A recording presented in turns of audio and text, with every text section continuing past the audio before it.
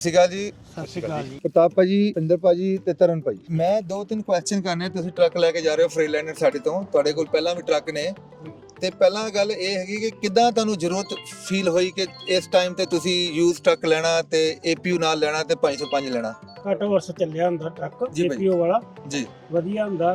ਵੈਸੇ ਅਸੀਂ ਆ ਕੇ ਦੇਖਿਆ ਸਹੀ ਹੀ ਟਰੱਕ, ਬਾਕੀ ਤੁਹਾਡੀ ਡੀਲ ਨਾਲ ਸਾਨੂੰ ਪਤਾ ਲੱਗਿਆ ਵਧੀਆ ਭਾਈ ਡੀਲ ਕਰ ਰਹੇ ਹੋ। ਤੇ ਪਿੰਦਰ ਭਾਈ, ਤੁਸੀਂ ਜਿਹੜੇ ਸਾਰਾ ਲੁੱਕ ਆਫਟਰ ਕਰਦੇ ਹੋ ਫਾਈਨਾਂਸ ਦੀ ਵੀ ਤੇ ਸਾਰੀ, ਤੇ ਮੈਂ ਪੁੱਛਣਾ ਸੀ ਆਪਣਾ ਕਿੱਦਾਂ ਰਿਹਾ ਐਕਸਪੀਰੀਅੰਸ ਫਾਈਨਾਂਸ ਦਾ? ਬਹੁਤ ਵਧੀਆ ਐਕਸਪੀਰੀਅੰਸ ਰਿਹਾ ਜੀ। ਅਸੀਂ ਤੀਜਾ ਚੌਥਾ ਟਰੱਕ ਬਾਏ ਕੀਤਾ ਜੀ, ਪਰ ਸਾਨੂੰ ਇੱਥੇ ਬਹੁਤ ਬੈਸਟ ਵਧੀਆ ਲੱਗਾ ਜੀ। ਸਾਨੂੰ APU ਵਾਲਾ ਟਰੱਕ ਚਾਹੀਦਾ ਸੀ ਮੇਨ ਜੀ, ਤੇ 550 ਸਵਾਰ ਚਾਹੀਦਾ ਸੀ ਜੀ। ਹਾਂ, ਅਸੀਂ ਤੁਹਾਡੀ ਵੈਬਸਾਈਟ ਤੇ ਜਾ ਕੇ ਚੈੱਕ ਕੀਤਾ ਜੀ, ਤੇ ਬਹੁਤ ਡੀਲ ਮਿਲੀ ਸਾਨੂੰ ਜੀ। ਜੋ ਸੁਣਿਆ ਸੀ ਉਹ ਵਧੀਆ ਮਿਲਿਆ ਜੀ। ਤੇ ਭਾਜੀ, ਆਪਣੇ ਕੋਲ ਸੇਲਸ ਪੀਪਲ ਨਹੀਂ ਹੈਗੇ, ਤੁਹਾਨੂੰ ਕੋਈ ਫੀਲ ਹੋਇਆ ਕਿ ਬਿਨਾਂ ਸੇਲਸ ਪੀਪਲ ਵੀ ਕੰਮ ਹੋ ਸਕਦਾ ਹੈ? ਹੋ ਸਕਦਾ ਜੀ, ਹੋ ਸਕਦਾ ਜੀ।